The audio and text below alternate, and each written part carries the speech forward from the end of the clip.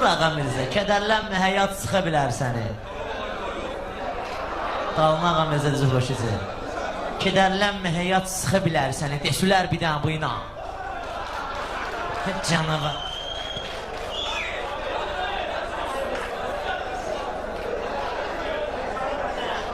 Dur bir dənə didim səni.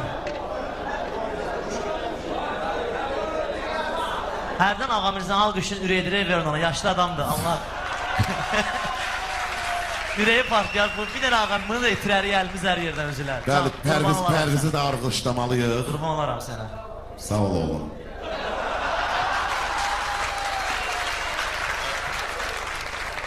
Əlvi götür oradan, dur ayağa.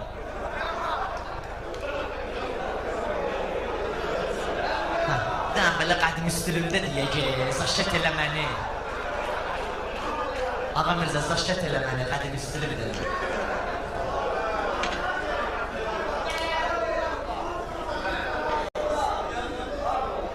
Qardaşım, qafiyə veriblər dən, nədir?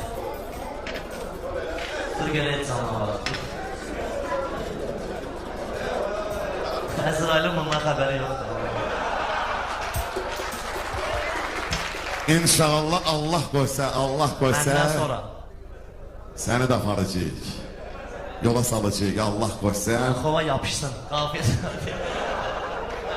Kədərlənmə, həyat sıxa bilər.